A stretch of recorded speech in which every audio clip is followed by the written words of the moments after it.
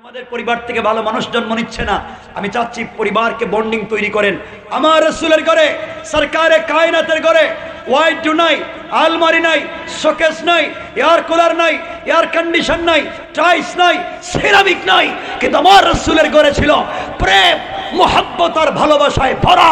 এই জন্য রাসূল পাক আর খাদিজার ঘর থেকে জন্ম নিয়েছেন হযরতে ফাতেমা। আল্লাহু আকবার। আর আমাদের ঘর থেকে জন্ম নেয় বল্টু। দুনিয়া এইসব বল্টু আর কিছু না। এখন এর কলা খাওয়াইতে গেলে, দুধ খাওয়াইতে গেলে, ফিডার খাওয়াইতে গেল এই বল্টুরে মুটু পাটলু দেখাইতে হয়। কথা বলেন না কেন? নাইলে হ্যাঁ খায় না। সমাজ কত খারাপ হয়েছে। আমি এই দুনিয়ার, আমি বলছি, আমি সব কথা বলতে চাই না। এই পৃথিবীর, এই দুনিয়ার জান্নাত খ্যাত। আপনারা যেই রাষ্ট্রগুলারে জান্নাত মনে করেন দুনিয়া, ওগুলা ঘুরাইয়া সব দেখা শেষ। শান্তি কোথাও নাই। শান্তি একমাত্র আল্লাহর কদমে সেজদায়। রবকে খুশি করো। বুঝতে পেরেছেন? আল্লাহর তাওহীদে বিশ্বাসী আমি নয়, কিন্তু 1000 কোটি টাকা দান করলাম, তার কোনো সওয়াব নাই। রাসূলের রিসালাতের প্রতিও আমার বিশ্বাস নাই, অর্থাৎ রাসূলের তরিকার প্রতি আমার বিশ্বাস নাই। রাসূলের তরিকা বিবর্জিত কোনো পথে আমি নামাজ পড়লাম, রোজা রাখলাম, হজ করলাম, যাকাত দিলাম, এই নামাজ, রোজা, হজ, যাকাতও আপনাকে আমাকে জান্নাতে নিবে না। এর একটাই কারণ, রাসূলের তরিকা বিবর্জিত হওয়ার কারণে। অর্থ দাঁড়ালো, আল্লাহর তাওহীদ এবং রাসূলের রিসালাত বিবর্জিত কোন ইলম, কোন জ্ঞান, কোন ইবাদত, কোন বিশ্বাস আপনাকে আমাকে জান্নাতে নিবে না। বলেন, জান্নাতে নিবে না। সুতরাং জান্নাতে যেতে হলে আমাদের লাগবে দুটো বিশ্বাস, তাওহীদের বিশ্বাস, রিসালাতের বিশ্বাস। দুই জিনিসে বিশ্বাস করে গুণ লাগবে কয়টা? বলেন, সবাই বলেন। এই 8 গুণ অর্জন করলে আমরা জান্নাতে যাব। সংক্ষেপে আমরা সামনের দিকে চলে যাই। আমার মুসলমান বন্ধুগণ, গভীর মনোযোগ।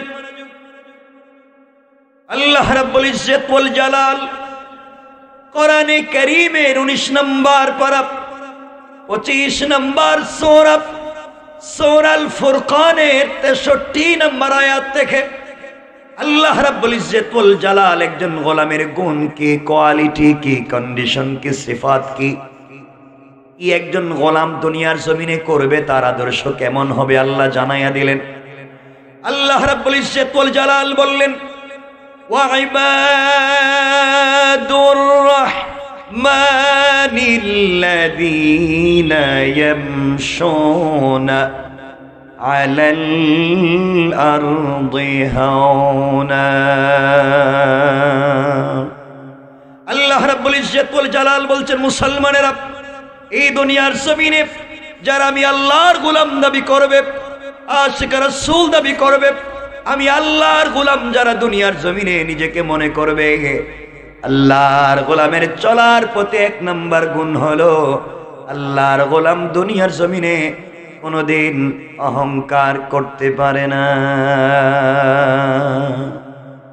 করতে পারে না? সবাই বলেন। আল্লাহর গোলাম অহংকার করতে পারে না। এই এলাকায় আল্লাহ যাদেরকে টাকার মালিক বানিয়েছেন, মিল ফ্যাক্টরির মালিক, শিল্পের মালিক, গাড়ির মালিক, বাড়ির মালিক বানিয়েছেন, ইজ্জত সম্মানের মালিক বানিয়েছেন, ক্ষমতার মালিক আর প্রভাবের মালিক বানিয়েছেন, টাকা পয়সার মালিক বানিয়েছেন। আপনি যদি সম্পদের কারণে, আপনি যদি ক্ষমতার কারণে দুনিয়ার জমিনে অহংকার করে বসেন, আল্লাহ রাব্বুল ইজ্জত ওয়াল জালাল চাইলে 10 তলা থেকে থাবড়াইয়া গাছ তলায় নামাইয়া দিতে আমার আল্লাহর 1 মিনিটও দেরি হবে না। কোন ঠিক কিনা? এই জন্য আল্লাহর গোলাম দাবি করলে দুনিয়ার জমিনে অহংকার করা যাবে না। এই দুনিয়ার জমিনে যারা নিজেকে ছোট মনে করে, অহংকার জেনে ফেলে দুনিয়ার জমিনে চলে, আল্লাহ রাব্বুল ইজ্জত ওয়াল জালাল চাইলে গোলামকে গাছতলা থেকে, বাঁশতলা থেকে কান ধরে 10 তলার মালিক বানাইয়া দিতে আমার আল্লাহর 1 মুহূর্ত দেরি হবে না। কোন ঠিক না? এই জন্য আল্লাহর গোলাম দুনিয়ার জমিনে দাবি করলে আল্লাহর গোলামের 1 নম্বর কোয়ালিটি, 1 নম্বর গুণ, গোলাম দুনিয়ার জমিনে কোনোদিন অহংকার করতে পারে বলেন না অহংকার করতে পারে? আপনারা আপনাদের বৃহত্তর এলাকায় খবর নেন, আজ থেকে 50 বছর আগে এই এলাকায় অনেকের কোটি কোটি টাকা ছিল, লাখ লাখ টাকা ছিল, মানে লাখপতি। আজ তার ছেলে মেয়েরা মানুষের বাড়িতে, মানুষের দোকানে কাজ কাম করে খায়, আছে না নাই? আর আজ থেকে 50 বছর আগে এই এলাকায় অনেকের ঘর ছিল ঝুপড়ি ঘর, বৃষ্টি দিলে টিন লাগাবার পয়সা ছিল না। আল্লাহ তাআলা 50 বছর পরে আজ তার ছেলে মেয়ের ঘরে লাখ লাখ টাকা, কোটি কোটি টাকার মালিক বানাইছে, আছে না নাই? সবাই বলেন না, আছে না নাই? সুতরাং আল্লাহর গোলামের 1 নাম্বার গুণ অহংকার করা যাবে? সবাই বলেন না, আওয়াজ করে বলেন যাবে? আল্লাহর গোলামের 2 নাম্বার গুণ আল্লাহ বললেন ওয়াইদা খাতাবাহুমুল জাহিলুনা ক্বালু সালামা।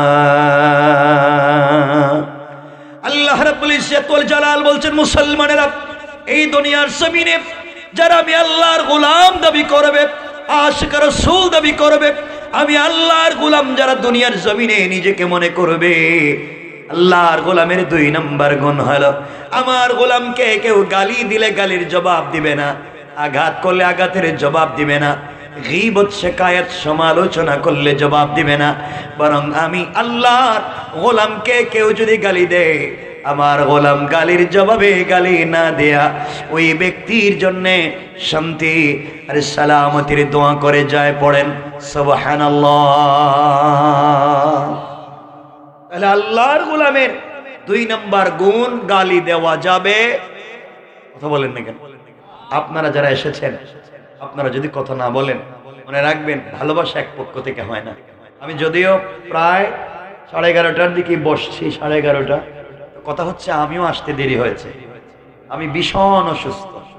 আমি ভাইদেরকে টেলিফোনে বলছিলাম যদি না আসলে হয়, কারণ আমি দেশে ছিলাম না, দেশের বাইরে ছিলাম, প্রায় 14,000 মাইল সফর করছি, এরপরে দেশে এসেছি, এরপরে প্রোগ্রামে এসেছি। আমি চাইছিলাম যে না এসেই যদি হয় বেঁচে গেলাম, এজন্য শেষ পর্যন্ত বসেছি, কিছু কথা বলছি। সাপোর্ট যদি না থাকে, আমি এই কন্ডিশনে আমার মনে হয় না আমার জিন্দগিতে কখনো কথা বলা হয়েছে। আপনারা যদি আমাকে সাপোর্ট না দেন, কারণ ভালোবাসা এক পক্ষ থেকে হয় না, ভালোবাসতে 2 জন লাগে অথবা 2টা পক্ষ লাগে। আবার কোথাও একজনকে দিয়ে হয় না, কথা বলতে 2 জন লাগে অথবা 2টা পক্ষ লাগে। একা একা কথা বলা যায় না। অনেক মানুষের মধ্যে যদি কেউ একা একা কথা বলে, মানুষ তার পাগল কয়, কারণ পাগলেরা একা একা কথা বলে। তা আপনাদের কি মনে হচ্ছে আমাকে দেখে যে আমি পাগল? আপনাদের মনে হইতেছে পাগল? তাহলে আমার সাথে কথা বলতে পারবেন না ইনশাল্লাহ? আওয়াজ করে বলেন না ইনশাল্লাহ? সকলে আওয়াজ করে বলেন এই জবান দিয়েছেন কে? এখনো বলতে পারলেন? যে মুরব্বীরা মাঝে মাঝে বসছেন দেখতেছি, এরা হয়তো জোরে কয় না, যদি হার্ট অ্যাটাক করে মরে যায়। জোয়ান যারা বসছো ভাই, তোমরা কথা কও না কেন?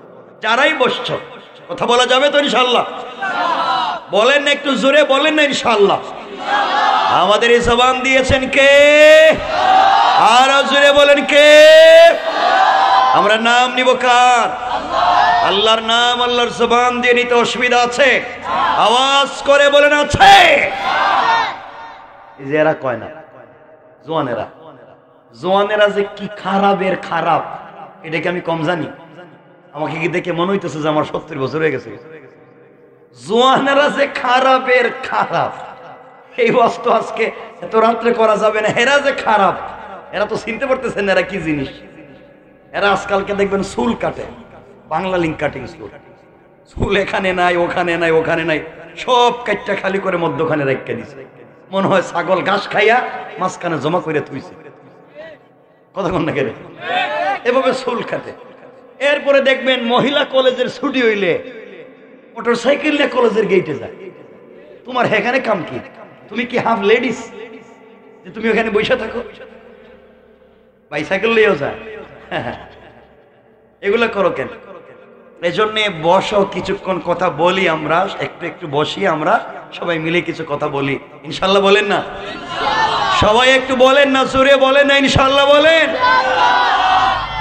না। মনে হইতেছে না, এই যে যারা এই যে বসছেন একটু আসেন না এদিকে, ওই দিক থেকে মনে হইতেছে জায়গা জমিনে ভেজাল আছে নাকি এলাকায়। আমার মনে হয় না এই রোডে আমাকে কখনো দেখছেন বা আমি আসছি, মনে হয় না আমি আসছি বলে এদিকে। হ্যাঁ হ্যাঁ ওদিকে আসছি, আসেন আসেন আপনারা আসেন। আপনাদের অসুবিধা হচ্ছে? অসুবিধা হয়? আমার দিকে তাকান। আপনাদের অসুবিধা হচ্ছে? একটু হাত তুলে দেখান কার কার অসুবিধা হইতেছে। আমি তো অসুবিধা হইতেছে বলছি, রাত উড়ে রেখে দিছে, মানে এটা রেডি, কিছু বলি আর বুঝি আর না বুঝি হাত একটা উড়ে রেখে দিছে। অসুবিধা হচ্ছে?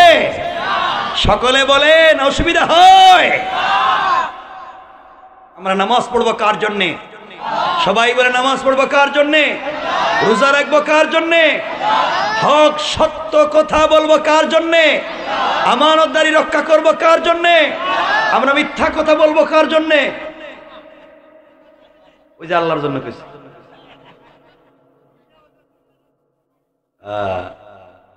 কথা শোনেন না, বেশি সময় কথা বলবো না। আল্লাহর গোলামের 2 নম্বর গুণ গালি দেওয়া যাবে না। বলেন গালি দেওয়া, সবাই বলেন দেওয়া যাবে। আপনারা দেননি না? না আপনারা তো ওলিয়া উলিয়া দে না, রাস্তাঘাটে গালি গালাজ করে কেনা। আল্লাহর গোলামের 2 নম্বর গুণ গালি দেওয়া যাবে না। রব বলেছেন খাতাবাহুমুল জাহিলুনা ক্বালু সালামা। কেউ যদি গালি দেয়, গীবত করে, শিকায়ত করে, সমালোচনা করে, বিনিময়ে আমরা গালি দিব না। কেউ গালি দিলে গালির জবাবে তার জন্য শান্তির দোয়া করব, সালাম দিব। পড়েন সুবহানাল্লাহ। কি দিব? সালামের কথা যেহেতু আসছে, 1 মিনিটে হাদিস থেকে বললে দেই, 1 মিনিটে পরে আমরা আবার আলোচনায় চলে আসব। বলতাম নি সালাম। রাসূল পাক সাল্লাল্লাহু আলাইহি ওয়াসাল্লামের কলিজার টুকরা স্ত্রী, আমাদের কলিজার টুকরা প্রিয় মা আম্মা জান আয়েশা সিদ্দিকা রাদিয়াল্লাহু তাআলা আনহা, তিনি বলেন রাসূল পাক সাল্লাল্লাহু আলাইহি ওয়াসাল্লাম যখন ঘরে আসতেন কোনো কাজ থেকে, আম্মা জান আয়েশা বলেন আমি ঘরের দরজার চিপায় দাঁড়িয়ে থাকতাম, পর্দার আড়ালে দাঁড়িয়ে থাকতাম, রাসূল পাক যেন আমাকে দেখতে না পান। রাসূল পাক দরজায় এসে আম্মা জান আয়েশাকে দেখতে না পেয়ে তিনি ভাবেন যে রাসূল আমাকে ডাক দিবেন আয়েশা, আর আমি দরজা খুলে ঝাপটি মেরে তাকে জড়িয়ে ধরে রাসূল পাকের কপালে চুম্বন দিয়ে আমি সর্বপ্রথম তাকে সালাম দেব। সুবহানাল্লাহ বললেন না? আম্মা জান আয়েশা বলছেন ইবারত ওয়াল্লাহি, আল্লাহর জাত ও সিফাতের কসম, আমি আমার জিন্দেগিতে রাসূল পাককে আগে সালাম দিতে পারি নাই, বরং রাসূল ঘরে আসার অনেক দূরে থাকতে আমাকে সালাম দিতেন। সুবহানাল্লাহ বললেন না? আম্মা জান আয়েশা বলছেন রাসূল পাক আগে সালাম দিতেন। এখানে কয়েকটা শিক্ষা। 1 নাম্বার, রাসূল বাহির থেকে এসে ঘরে আগে সালাম দিতেন। এর অর্থ দাঁড়ালো বাহির থেকে যিনি আসবেন তিনি ঘরে সালাম দিবেন। রাসূল বলেছেন আসলে ঘরে কেউ না থাকলে আহলাল বাইত ঘরে সালাম দিবেন, ফেরেশতারা আছে। এখান থেকে শিক্ষা হলো উস্তাদ ছাত্রদেরকে সালাম দিবেন। উস্তাদেরা বাহির থেকে ক্লাসরুমে আসেন, ছাত্ররা আগে থেকেই ক্লাসে বসা থাকে। সুন্নাহ হলো বাহির থেকে আসলে ভিতরে সালাম দিবেন। আমি বাহির থেকে আসছি, আপনাদেরকে ভিতরে সালাম দিয়েছি, অর্থ হলো বাহির থেকে আসলে ভিতরে সালাম দিবেন। আর আমাদের দেশে দেখবেন হুজুরদেরকে যদি ছাত্ররা সালাম না দেয় তাহলে ফিরে কথা কন না কেরে দিলে না কেরে সালাম সালাম দিবেন তো ইনশাআল্লাহ? বলেন না ইনশাআল্লাহ? 2 নম্বর হলো রাসূল সালাম দিয়েছেন আয়েশাকে, এর অর্থ হলো বড় সালাম দিয়েছেন ছোটকে। শিক্ষা হলো আপনি যেই হন না কেন রাস্তায় যাকে পাবেন, ছোট লোক বড় লোক, রিক্সাওয়ালা, সুইপার, ভ্যানওয়ালা, যাকে পাবেন সে যদি মুসলমান হয় আপনি তাকে সালাম দিবেন। আপনি বড় শিক্ষিত, আপনি বড় পয়সাওয়ালা, রিক্সাওয়ালাকে যদি আপনি সালাম না দিতে পারেন 100% আপনি অহংকারী। ঠিক কি তো বলছেন? জোরে বলেন ঠিক কিনা বলেন? আপনি অহংকারী। আপনার পয়সা আছে, আপনার সোসাইটি আছে, আপনার ক্ষমতা আছে, আপনার টাকা আছে, আপনার শিক্ষা আছে, একজন মুসলিম রিকশাওয়ালাকে সালাম দিতে পারেন নাই, আপনার ভিতরে আশিক রাসূলের কোন কন্ডিশন তৈরি হয় নাই। ঠিক কিনা বলেন? আপনাকে সালাম দিতে হবে। 3 নাম্বার হচ্ছে রাসূল পাক আয়েশাকে সালাম দিয়েছেন। রাসূল হচ্ছেন স্বামী, আয়েশা হচ্ছেন স্ত্রী। রাসূল আয়েশাকে সালাম দিয়েছেন, এর অর্থ হলো স্বামী সালাম দিয়েছেন স্ত্রীকে। শিক্ষা হলো স্বামী সালাম দিবে বউরে। অর্থ দাঁড়ালো আপনি স্বামী, আপনি সালাম দিবেন স্ত্রীরে। ঠিক তো আমি জানি, ইনশাআল্লাহ কোন সবাই বলেন ইনশাআল্লাহ। তো রাসূল আয়েশারে সালাম দিয়েছেন, স্বামী সালাম দিয়েছেন স্ত্রীরে, কোন আপনারা দিবেননি? কথা কয় না, সত্য কথা কোন আপনারা স্ত্রীরে সালাম দেননি? মিথ্যা কথা বলা মহাপাপ। দেন না কেন? এটা দেন, দেই না কয়। তো আপনি একজন বিয়ে করছেন, এতগুলা মানুষ বসে রয়েছে, সালাম দেননি? কথা কয় না, সালাম দেন, দেন না, পুরা দেন না। দেন না কেন? এটা কোন বলছি স্ত্রীকে সালাম দেন না কেন? কোন কথা কয় না, শরম লাগে। ওরে আল্লাহর শরম, স্ত্রীরে সালাম দিতে শরম করে, আর স্ত্রীরে পিড়াইবার সময় শরম কই যায়। বউরে পিড়াইতে পিড়াইতে মাইরে ফেলায়। একজন কইল ওই দিন, বউরে মারতে মারতে মানে পিড়াইতে পিড়াইতে বউরে কইতেছে তুই আমারে আব্বা কর। চিন্তা করছেন? বউ মায়ের খাইতে খাইতে পায়ে ধরে বলতেছে তুই আমার বাপ, এবার সাইডা দে। হে বন্ধু বান্ধবের কাছে কে বলতেছে তোমরা আমার চিনোনি, আমি কেডা? আমি বউরে বাপ ডাকায় ছেড়ে দিছি।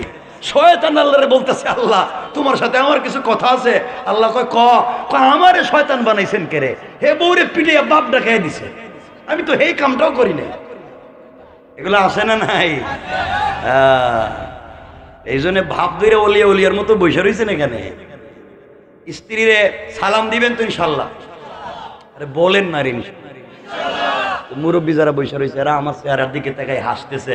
এরা কইতেছে রে বাবা 70 বছর গেছে গা, বউরে সালাম দিলাম না, আজকে যদি দিয়ে দিলে মাইরেও ফালাইতে পারে পিড়াইয়া, যে বুড়া কোন কাম গড়াইছে আর আমার সালাম মারতেছে। যাই মনে করো আপনারা সালাম দিবেন। সবাই বলেন না ইনশাআল্লাহ? সবাই বলেন।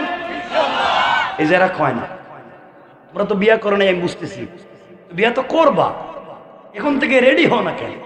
সালাম দিবা তো ইনশাআল্লাহ? আজকেই বাসায় গিয়া ঘরের দরজায় দাঁড়াইয়া বলবেন বউ আসসালামু আলাইকুম ওয়া রাহমাতুল্লাহ। বউ কইব মা বুড়ারে আজকে কোন ভূতে ধরলো? আপনি বলবেন কোন ভূতে ধরে নাই, হুজুর এই মাত্র ওয়াজ করছে এই যে কদম হাঁটায়, আর আমি সুন্নত আদায় করছি। সালাম দিবেন? দেখেন আপনারা যদি সালাম না দেন তাহলে আমি কিন্তু উল্টো ওয়াজ করে দিই। আমার জানা আছে ওই যে ঘরে মহিলাদেরকে দিয়ে কাজ করান, বাসন পরিষ্কার করেন, রান্না বান্না করান, ঘর মুছান, বাচ্চা কাচ্চা দেখান, সব বউ করে করে। যদি আপনারা সালাম না দেন এটা আপনি করা লাগবে, এটা হাদিসে আছে, আমি বলে দিই। এখন আপনারা কোন আমি কি হেওয়াজ করে দিতাম? এমন কি বাচ্চারে দুধও আপনি খাওয়াইতে হইব, কুত্তেকে না খাওয়াইবেন আপনি জানেন। আপনারা বলেন হেটা কয়া দিতাম? কয়া দে, আজকে তো ঘরে ঢুকতে পারবেন না, মুসলমানই দিয়ে দিব। সারা জীবন কাজ করান বৌরি দিয়া। এজন্য কমপক্ষে সালামটা শুরু করেন, বলেন ইনশাআল্লাহ। আওয়াজ করে বলেন ইনশাআল্লাহ। অলিয়া উলিয়ার মতো তো বৈশা রয়েছেন এখানে। সমাজ নষ্ট করেছি আমি আর আপনি। আজকে এই সমাজে দিন নয়, দিনের চর্চা নয়। আজকে নিজেকে আশিক রাসূল দাবি করছি, আজকে নিজেকে আল্লাহর গোলাম দাবি করছি। সমাজ আপনি আমি নষ্ট করে দিয়েছি। অনেক লোক আছে এই সমাজে মুখে দাড়িও রেখেছে, 5 ওয়াক্ত নামাজও পড়েছে, হজও করে, উমরাও করে, তাসবিহও পড়ে, দাড়িও রেখেছে। খবর নিয়ে দেখেন এলাকার সবথেকে বড় সুদের কারবারি। ঠিক কিনা জোরে বলেন? অনেক লোক আছে 5 ওয়াক্ত সালাত পড়ছে, দাড়িও রেখেছে, হজও করে, উমরাও করে, কিন্তু এলাকা সুদের কারবার করে। আছে না নাই? যারা নামাজ পড়ে সুদের কারবার করে, কোরআন বলছে তারা আল্লাহ এবং তার রাসূলের বিরুদ্ধে যুদ্ধের মতো অপরাধ করছে। যারা সালাত পড়ে সুদের কারবার করে, হাদিস বলছে তারা নিজের মায়ের সাথে জিনার মতো অপরাধ করছে। যারা মায়ের সাথে জিনা করে বেড়ায়, যারা আল্লাহ এবং তার রাসূলের বিরুদ্ধে যুদ্ধের মতো অপরাধ করে যায়, এই সমাজে মুসলমান পরিচয় নিয়ে বসবাস করবার ন্যূনতম অধিকার নাই। ঠিক কিনা জোরে বলে? এগুলো এলাকা আছে না নাই? এখানে কেউ আসুনি সুদের কারবার করো, একটু বরকতি হাতটা দেখাও না। মাশাআল্লাহ, কি আশিকের রাসূল দেখছেন নি, ভিতরে ভিতরে কাম কইরা ফেলাইছে, সব খায়া ফেলাইছে, খায়া ওলি ওলির মতো বসে রইছে। আপনারাও বাচ্চা গেছেন গা, আমিও বাচ্চা গেছি গা, রাত্রে গভীর হয়ে যাওয়ার কারণে। নাইলে আজকে বুঝতেন কাপড় নিয়ে যাওয়ার কোনো অবস্থা ছিল না। যা করতেছেন আপনারা, এই সমাজ আপনারা নষ্ট করেছেন, এই সমাজ ব্যবস্থা আপনারা নষ্ট করেছেন। অনেক লোক আছে এলাকায়, খবর নেন, আজান হওয়ার পরে মসজিদে নামাজে যান না। রব বলেছেন হাইয়া আলাল ফালাহ, কল্যাণ আমার কাছে, কামিয়াবি আমার কাছে, ইজ্জত সম্মান সফলতা আমার কাছে। আর বহুত লোক আছে আজানের পরে মসজিদে নামাজে না গিয়া চার দোকানে বৈশা বৈশা টেলিভিশন দেখে। এগুলো এলাকায় নাই? চার দোকানে বসে টেলিভিশন দেখে বদনাম, গীবত, শিকায়ত, সমালোচনা, চুগলখড়ি, চার দোকানে বসে চা খাইতেছে আর বদনাম করতেছে কার বউ কার সাথে বাগ্যা গেল, কে কার ছেলেরে নিয়ে গেছে গা, কে কার মেয়েরে কে কন্ট্রাক্ট করে আমেরিকা লন্ডনে নিয়ে গেল গা, আরেকজনের বউ আরেকজন ভাবি বানায় লিয়ে গেছে গা। হে নিয়ে মুরব্বীর চার দোকানে টেনশনের শেষ নেই। কথা কন না কেরে? আল্লাহ বলছিলেন মসজিদে আসো, আর উনি চার দোকানে বসে কাম সাইরা লইছে। কষ্ট পাচ্ছেন আমার কথায়? সমাজ নষ্ট করছে কে? কথা কয় না, বলেন আমরা, বলেন আমরা, বলেন আমরা। এই যে সব খাইয়া এখানে বসে রয়েছে অলিয়া অলিয়ার মতো, বউর মোহরের টাকাও দেয় না, এখানে বসে রয়েছে। সমাজ আপনি আর আমি নষ্ট করেছি, কেউ রাগ করবেন না। খবর নিয়ে দেখেন আপনাদের বৃহত্তর এলাকায় যারা পলিটিক্স করেন, এলাকার রাজনীতি করেন, গ্রামের মোড়ল, গ্রামের মাতবর, গ্রামের মাতব্বর, এলাকার বিচারী, পঞ্চায়েতের বড় মুরব্বী, কাসম রব্বে পাকের সাথে এমনও মুরব্বী পঞ্চায়েতে আছে যারা পঞ্চায়েতের বিচার করতে গিয়া এক কাপ রং চা খাইয়া এদিকের বিচারকে এদিকে দিয়ে দেয়। এগুলা নাই? সমাজ নষ্ট করছে কে? আপনারা শয়তান চিনেন না। শয়তান মারার জন্য মক্কায় যান, 8 লাখ 10 লাখ খরচ করে হজে গিয়া জামারাতে শয়তানরে কঙ্কর মারে, শয়তানরে পাথর মারে, অথচ শয়তান বসে রইছে এলাকায়, পাথর মারতে গেছে মক্কা। কথা বললেন না কেন?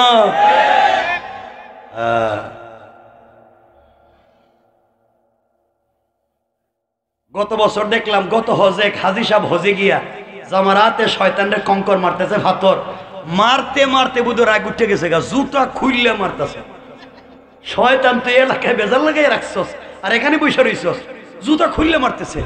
আপনি যে শয়তানরে জুতা খুললে মারতে গেছেন মক্কায় 8 লাখ খরচ করে, সত্য কথা বলেন তো আপনাদের ইমানে এই শয়তান আপনাদের এলাকায় এসা সুদের কারবার করছে?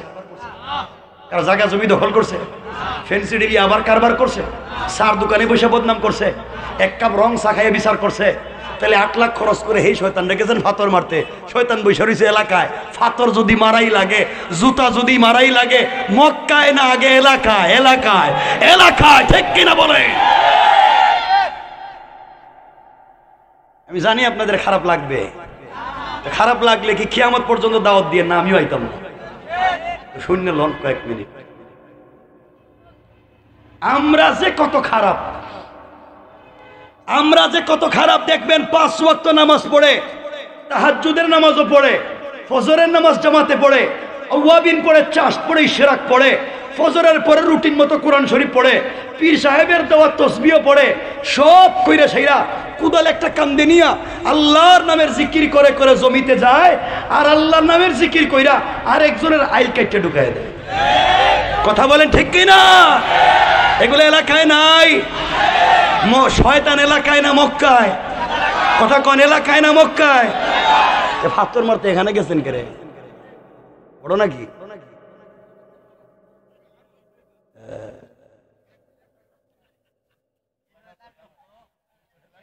এমন আল্লাহর ওলি এলাকায় আছে 500 টাকা 1000 টাকা হাতে দিয়ে দিলেই বিচারে খায়া ফেলায়। কথা বলেন না কেন? গ্রামের পঞ্চায়েতের একটা সমস্যা 1 তারিখে সর্ট আউট করা যায়, সলভ করা যায়, শেষ করা যায়। মুরব্বী ডেট দে 5টা, প্রত্যেক ডেটে 500। কথা বলেন না কেন? এগুলো আছে না নাই? তে শয়তান এলাকায় না মক্কায়? জুতা কি মক্কায় মারবেন না এলাকায়? খারাপ লাগতেছে বোধহয়, লাগলে আর কি বেশি বলবো না। কিন্তু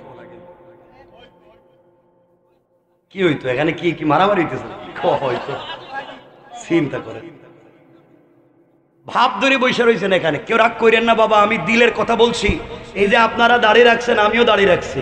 ভাব ধরছেন, দাঁড়িয়ে রাইকা জান্নাতে চলে যাবেন। ভাব ধরছেন না, এই ভাব ধরে কাজ হইতো না। দাঁড়িয়ে আপনিও রাখছেন। আজকালকের বহুত হিন্দু আছে আমার সাথে লম্বা দাঁড়িয়ে রাখে, তো ভাব তো হেও ধরছে। ঘটনা কি?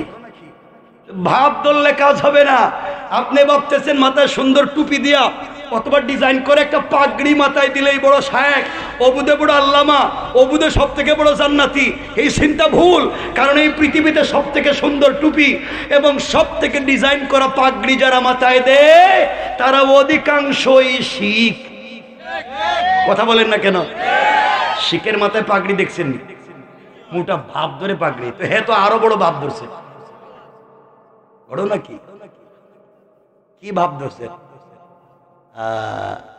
আপনারা ভাবতেছেন আমরা তো তাসবি পড়ে হুজুর, দেখা এখানে রাইখকে দেখায় দেখায় তাসবি পড়ে পাবলিক রে, মসজিদে বসে বসে তাসবি পড়ে, রাস্তায় হাইটা হাইটা তাসবি পড়ে, এরা মনে আল্লাহর ওলি। এই জায়গায় আপনি ভুল করছেন। তসবি শুধু আপনি পড়েন না, আপনি পাবলিকের দেখায় তসবি পড়েন। আমাদের দেশে অনেক ব্রাহ্মণ ভাই বোন আছে, ব্রাহ্মণ, তারাও তাসবি পড়ে। তোমার আমার মতো দেখায় না। তারা সকালবেলা হাতে আগে একটা কাপড়ের ব্যাগ নেয়, এতটুকু দেখছেন নি, এর ভিতরে হাত ঢুকায় এইভাবে এইভাবে। সারাদিন দেখবেন হলুদ কালারের একটা ব্যাগ আছে, নীল কালারের ব্যাগ আছে, দেখছেন নি? ওখানে তাসবি পড়ে। আপনি তো দেখাইয়া পড়েন, হে তো গোপনে পড়ে। বাপ তো হে বেশি ধরছে। কথা বলেন না কেন? বোঝা গেল ভাব ভঙ্গি ধরে কাজ হবে না।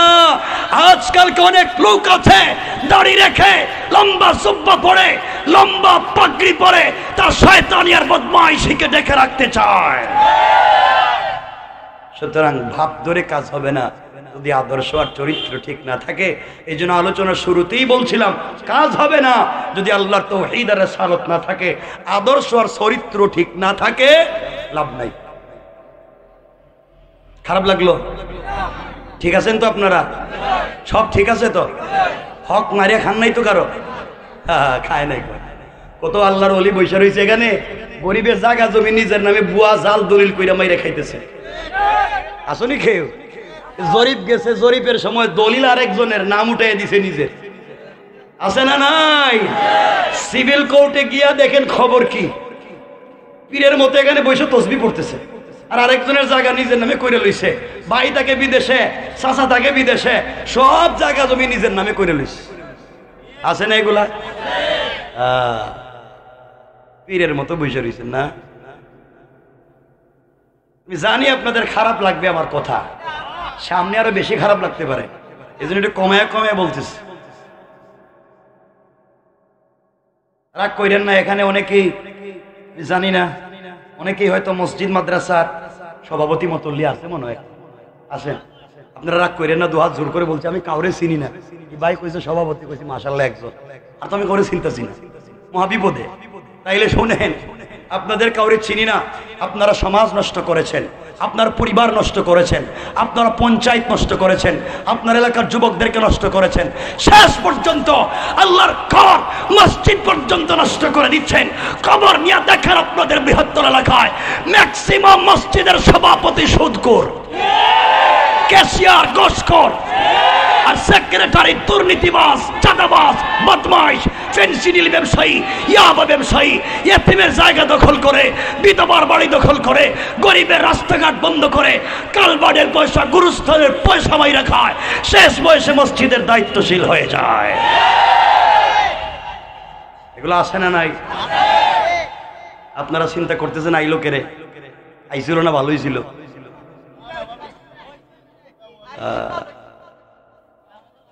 সমাজটা কত খারাপ আপনারা চিন্তা করতেছেন, সমাজটা কই লইয়া গেছেন গা,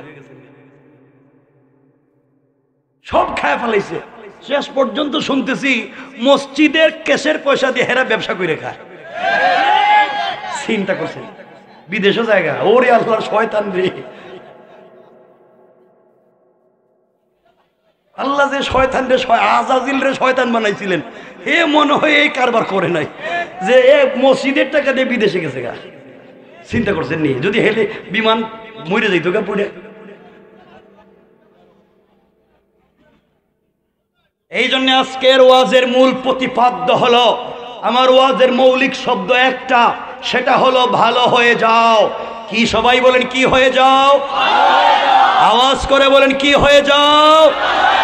আমার মাইকের আওয়াজ যত দূর পর্যন্ত যায়, এলাকায় যারা সুদের কারবার করো ভালো হয়ে যাও, যারা ঘুষের কারবার করো ভালো হয়ে যাও, যারা ফেন্সিডিল ইয়াবা বাবা গাজার কারবার করো ভালো হয়ে যাও, যারা মসজিদ মাদ্রাসার কেসের টাকা মাইরা খাও ভালো হয়ে যাও, যারা ওজনে কম দেও ভালো হয়ে যাও।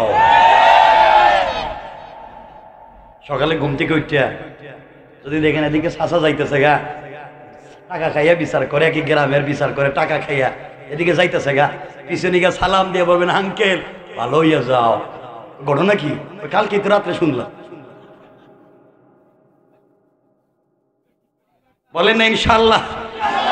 আমরা একটা সুন্দর সমাজ চাই, যে সমাজের স্বপ্ন দেখেছিলেন স্বয়ং সরকারে কায়নাত রাসূলে পাক, যেই সম্পদ যেই সমাজের স্বপ্ন দেখেছেন সিদ্দিকে আকবর, ওমরে ফারুক, উসমানে জিন্নুরাইন, আলী কাররামাল্লাহু ওয়াজহা, তারা যেই সমাজ দেখতে চেয়েছেন আমরা এই সমাজ চাই। ঠিক কিনা বলেন? শুনেন, আমি বুঝতেছি আপনাদের কষ্ট হচ্ছে না, শুনেন না, কয়েক মিনিট শুনেন। যারা বাইরে আছেন আসেন আপনারা, আমি বুঝতেছি তাবারুক খাইবেন না একটু পরে? তাবারুকই খান, পরে তাবারুক ঠান্ডা হয়ে যাইব, আমি রেখে দেব। আমার বন্ধুগণ আপনারা চলে এসেছেন, এটাই ভালো, আমি কথা বলতেছি।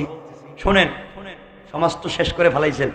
আজকালকে শুনছি কি, মাঝে মাঝে দেখি, এটা শুনি, আজকালকে বাচ্চারা, ছোট ছোট বাচ্চারা, তার মতো ছেলে, আরো ছোট ছোট, আরো একটু মিডিয়াম বাচ্চারা মসজিদে নামাজে যায়, আর কিছু মুসল্লি আছে এদেরকে বাইর করে দেয়। এটা আপনাদের এলাকা আসেন? বাচ্চারা মসজিদে যায়, এদেরকে বাইর করে দেয়। সত্য কথা বলেন বাবা, বাচ্চাদেরকে মসজিদ থেকে বাইর করে দেন কেন? কথা কওয়া লাগবে, বাইর করে দেন কেন? হেডে কোন বাচ্চারা মসজিদে যায় না?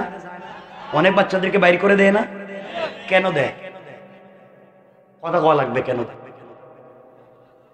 কি করে? ডিস্টার্বটা কি করে হেডে তো কইবা। টাকাটা কি করে?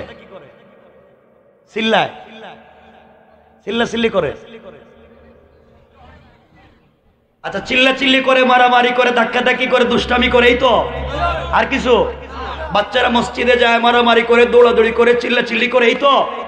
সব ঠিক, বাস্তব, বাচ্চারা এগুলো করে, কিন্তু বাহির করে দিতে কইছে কেডা?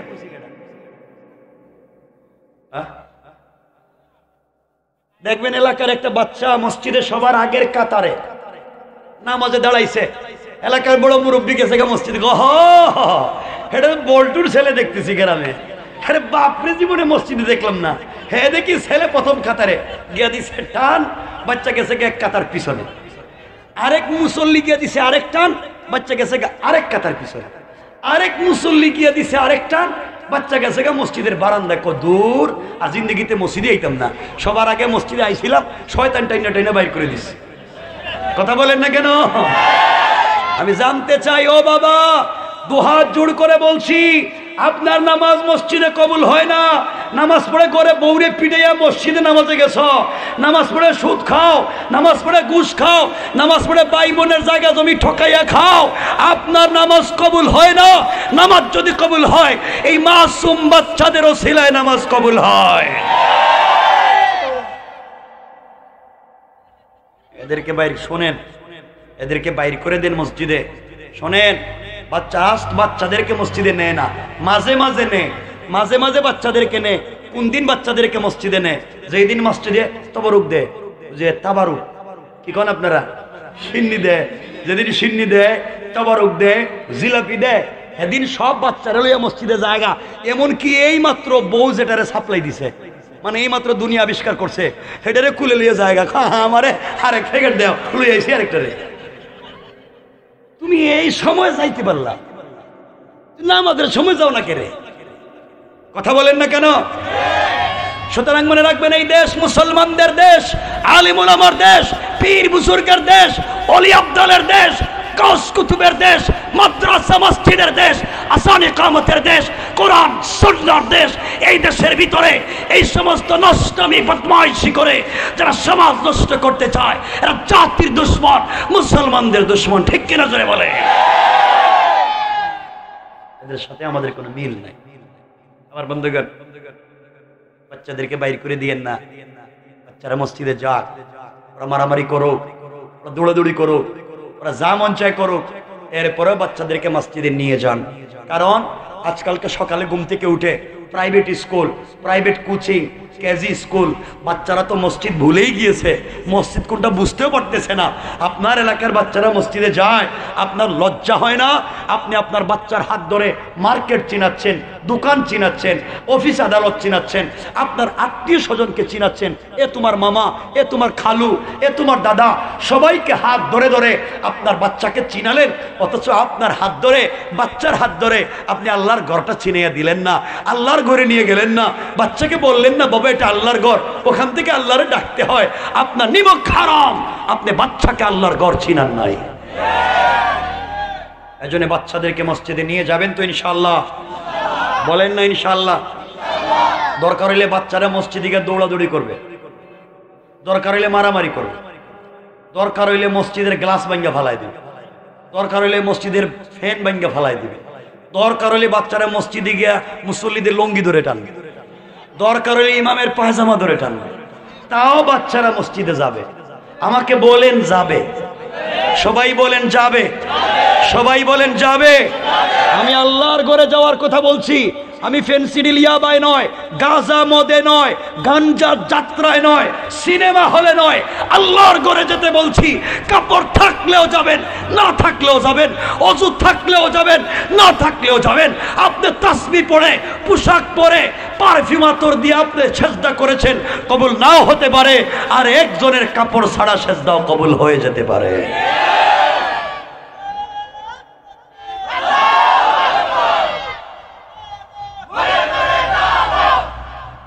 যাবেন তো ইনশাল্লাহ?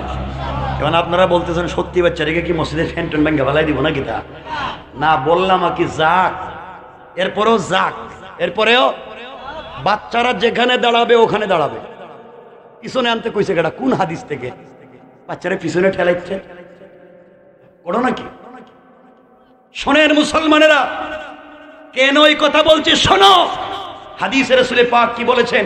আমার রাসূল কলিজার টুকরা, সরকারে কায়নাত, দো জাহানের সরদার, নবী রহমত, মসজিদে আসরের সালাতের ইমামতি করছেন রাসূল পাক সাল্লাল্লাহু আলাইহি ওয়াসাল্লাম।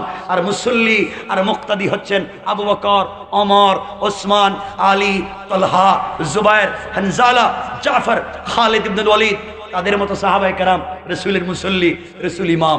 মসজিদে নামাজ চলতেছে, আসরের সালাত, রাসূল 3 রাকাত নামাজ ঠিক মতো পড়ালেন। চতুর্থ রাকাতের প্রথম সেজদাও ঠিক মতো দিলেন। দ্বিতীয় সেজদায় গিয়ে রাসূল আর উঠেন না। আধা ঘন্টা রাসূল সেজদায় মাথা তুলেন না।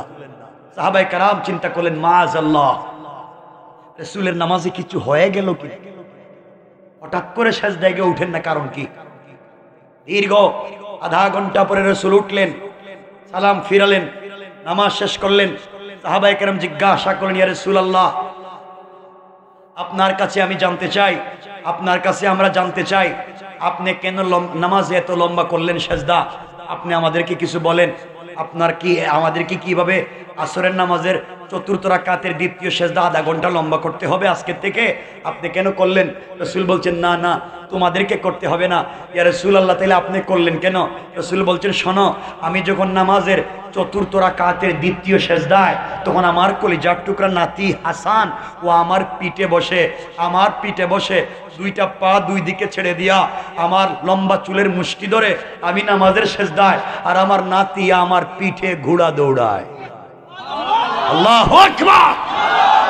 ও সাহাবায়ে কেরাম, আমি চিন্তা করলাম নাতি আমার পিঠে আমার লম্বা চুলের মুষ্টি ধরে ঘোড়া দৌড়াচ্ছে, আমি সেজদায়, এখন যদি সেজদার থেকে উঠে যাই, নাতি যদি পিঠ থেকে পড়ে যায়, ভয় পেয়ে যদি মসজিদ দিকে চলে যায়, আল্লাহ যদি আমারে বলেন ইয়ো হাবিব, আপনাকে তো কলিজার টুকরা হাবিবুল্লাহ বানাইছিলাম, খলিল তো ইব্রাহিমকে বানাইছিলাম, আপনাকে কলিজার টুকরা হাবিব বানাইছিলাম, আপনাকে রহমাতুল লিল আলামিন বানাইছিলাম, একটা বাচ্চা আপনার পিঠে মাত্র উঠছে, খেলাধুলা করছে, আর তো কিছু করে নাই, আপনি নামাইয়া দিলেন, বাইর করে দিলেন, ওটা তো আমার ঘর ছিল, আমার ঘরে তো বাচ্চা দুষ্টামি করছে, আপনি নামাইয়া দেওয়ার কে একটুক্ষণ দুষ্টামি সহ্য হলো না, আর আমার জমিনে কোটি কোটি বনি আদম সারাদিন দুষ্টামি করে, মারামারি করে, আমার বিরুদ্ধে স্লোগান দেয়, একটারও বাইর করে দেই না, আর আপনি একটু মিনিটে বাইর করে দিলেন, এই জন্য ভয় পাইলাম, আল্লাহ যদি আমার কিছু বলেন।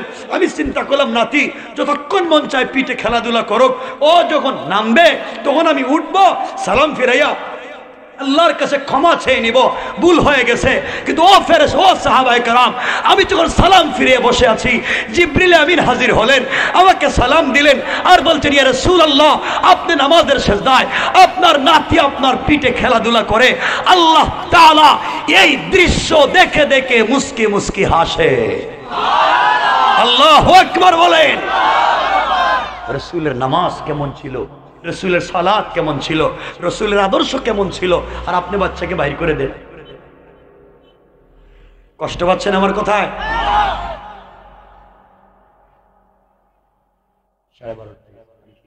12:30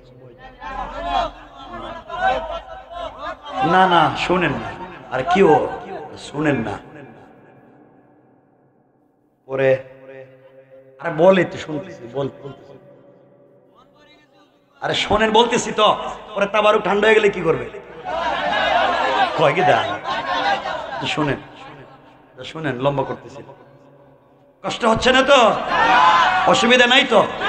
কারা মোবাইলে কি মিস কল আসছে না? কয় এরা কি ফেরেশতার তাহলে শোনেন, এজন্য মানুষের সাথে খারাপ আচরণ করবেন না, কাউকে ছোট মনে করবেন না, কাউকে ছোট মনে করবেন না। আল্লাহ কখন কাকে বড় করে দিবে, আল্লাহ কখন কাকে বড় করে দিবে। এই জন্য আল্লাহর গোলামের 1 নম্বর গুণ, যেটা আমি শুরু করছিলাম, অহংকার করা যাবে। হ্যাঁ, অহংকার তো করবেন না, এটা সত্য কথা, কিন্তু আপনাদেরকে কি বলতাম, অহংকার গাঠটি তখন আমাদের ভিতরে ঢুকে গেছে।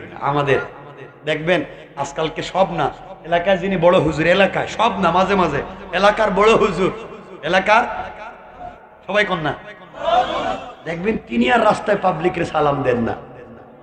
কথা কন না কেন? আমি বড় হুজুর, আমি দিব কেন, আমারে সালাম দেন। বড় হুজুর এদিকে যাইতেছে, হ্যাঁ আপনি বলেন হুজুর একটু মুসাফা, কারণ শুনছেন ওয়াজে হুজুরদের সঙ্গে মুসাফা করলে সগীরা গুনাহ মাফ হয়। এদিকে হুজুর যাইতেছে, হুজুর একটু মুসাফা, না না আমার ঠান্ডা লাগতেছে, মুসাফা করতে চায় না, কিন্তু হুজুর যাইতেছে গা, আপনি একটু হুজুরের হাতে একটু একটু হাদিয়া দিয়ে, বুঝছেন নি আপনারা? বুঝছেন নি? হুজুর একটু হাদিয়া, কয় thank you thank you, very good, আবার এই সর দিও। কথা বলে ঠিক না? আমাদের চরিত্র কত খারাপ হয়েছে, কি বলতাম কত, সব সমাজে নষ্ট হয়ে যাচ্ছে, দিন নাই। এজন্য আল্লাহর ওয়াস্তে অহংকার করবেন না। আল্লাহর ওয়াস্তে যারা স্কুলে পড়ে, কলেজে পড়ে, ইউনিভার্সিটিতে পড়ো, মাদ্রাসায় পড়ো, তুমি ক্লাসের ফার্স্ট বয়, আল্লাহর ওয়াস্তে অহংকার কইরো না। হয়তো তুমি ক্লাসের ফার্স্ট বয়, আল্লাহ তোমাকে হয়তো হোটেলের বয় বানাতে পারে, আর ক্লাসের একবারে থার্ড ক্লাস, একবারে পিছনের বেঞ্চে বসতো, আল্লাহ তাকে ইজ্জতের জিন্দেগি দিয়ে দিতে পারে। ঠিক কিনা জোরে বলেন? কাউকে ছোট করে দেখবেন না, ইনশাআল্লাহ ইনশাআল্লাহ। কষ্ট পাচ্ছেন না তো? তাহলে 1 নম্বর অহংকার করা যাবে, 2 নম্বর গালি দেওয়া যাবে, কেউ দিলে আমরা কি দিব? সালাম দিব, ইনশাআল্লাহ বলেন না? বাসায়ও সালাম দিব, ইনশাআল্লাহ বলেন? আচ্ছা, ওই যে সালামের কথা যে হাদিসে বলছিলাম আসছে, এখানে 4টা কথা। একটা হচ্ছে সালাম, তিনটা বাকি রয়েছে, একটা অল্প বলছি, আরেকটার অল্প বইলে দিই, অল্প অল্প অল্প, ঠিক আছে না? 2 নম্বর হলো আমরা পরিবারকে সুন্দর করতে চাই। ফ্যামিলি বন্ডিং, স্বামী স্ত্রী সম্পর্ক যদি চমৎকার হয়, একে অপরকে যদি বুঝে, কারণ উভয়ের ব্লাড মিশ্রিত হয়ে নিজের বাচ্চা তৈরি হবে, একে অপরের প্রতি যদি সহানুভূতিশীল, বিশ্বাস, সংযমী, মমত্ববোধ, আত্মসম্মান বোধ দিয়ে থাকে, তাহলে আমাদের ঘর থেকে জন্ম নিবে শাহজালাল, শাহপরান, জুনাইদ বগদাদি, আব্দুল কাদের জিলানি, মঈনুদ্দিন চিশতি, বুজুর্গ ওলিয়া উলিয়া ঘর থেকে জন্ম নিবে। আর আজকালকে আমাদের স্বামী স্ত্রী সম্পর্ক ঠিক নাই, এক বিছানায় ঘুমায়, স্বামী একদিকে মুখ দিয়া, স্বামী পূর্ব দিকে মুখ, স্ত্রী পশ্চিম দিকে মুখ, দুজনে একই বিছানায় ঘুমাইছে, একজন এদিকে একজন ওদিকে, আর মধ্যখানে ব্যারিকেড দিছে কুলবালিশ দিয়ে। কথা কর না কেরে, কারোর সাথে কোনো কথাবার্তা নেই, একই বিছানায় ঘুমাইছে, কথাবার্তা নেই, আছে না? মনে হয় একজন ইউক্রেন একজন রাশিয়া। কি শুরু হইল? আমাদের পরিবার থেকে ভালো মানুষ জন্ম নিচ্ছে না। আমি চাচ্ছি পরিবারকে বন্ডিং তৈরি করেন। আমার রাসূলের ঘরে, সরকারে কায়নাতের ঘরে ওয়াইড নাই, আলমারি নাই, শোকেস নাই, এয়ার কুলার নাই, এয়ার কন্ডিশন নাই, টাইলস নাই, সিরামিক নাই, কিন্তু আমার রাসূলের ঘরে ছিল প্রেম, মোহাব্বত আর ভালোবাসায় ভরা। এই জন্য রাসূল পাক আর খাদিজার ঘর থেকে জন্ম নিয়েছেন হযরতে ফাতেমা। আল্লাহু আকবার। আর আমাদের ঘর থেকে জন্ম নেয় বল্টু। দুনিয়া এসে বল্টু আর কিছু না। এখন এর কলা খাওয়াইতে গেলে, দুধ খাওয়াইতে গেলে, ফিডার খাওয়াইতে গেল, এই বল্টুরে মুটু পাটলু দেখাইতে হয়। কথা বলেন না কেন? নাইলে হ্যাঁ খায় না। সমাজ কত খারাপ হয়েছে। আমি এই দুনিয়ার, আমি বলছি, আমি সব কথা বলতে চাই না। এই পৃথিবীর, এই দুনিয়ার জান্নাত খ্যাত, আপনারা যেই রাষ্ট্রগুলারে জান্নাত মনে করেন দুনিয়ার, ওগুলা ঘুরাইয়া সব দেখা শেষ, শান্তি কোথাও নাই। শান্তি একমাত্র আল্লাহর কদমে সেজদায়। রবকে খুশি করো, সব পরিবারকে সুন্দর করবো তো ইনশাল্লাহ। বলেন না ইনশাল্লাহ? এজন্য একজন আর একজনকে বুঝবেন। স্ত্রীদেরকে বলছি, মায়েদেরকে বলছি, বোনদেরকে বলছি, আপনি আপনার স্বামীকে বুঝবেন। সারাদিন তো কাজ করে বেচারা গাধার মতো, শুধু তো পরিবারের জন্য, শুধু বাচ্চা কাচ্চার জন্য, মা বাপের জন্য। কিন্তু আফসোস, দেখবেন স্বামী ঘরে আসার সময় গেইটে শুধু কলিং বেল দিছে, বউকে ঘটনা কি, তুমি আইছো কারে, তোমার মা আমার সাথে যা করছে এটা আগে বিচার করে দাও। বেটারা বিচার করবো কি, তোরে দিলাম তালাক, তোর বাপরে দিলাম, তোর গ্রাম শুনতো তালাক, জায়গা গ্রাম রে তালাক দিলাম, বাপরে তালাক দিলাম। বেচারা তো গরম মাথা। এই জন্য এই সময় গরম কথা বলতে নাই।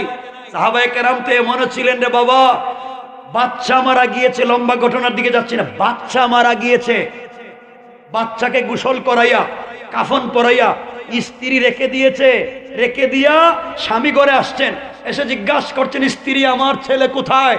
বলে ছেলেকে আরাম করে ঘুম পড়াইছি, আপনি আসেন, পানি গরম করে দিয়েছি, গোসলটা আমি করাইয়া দেই, মুখে আমি খাবার খাওয়াইয়া দেই।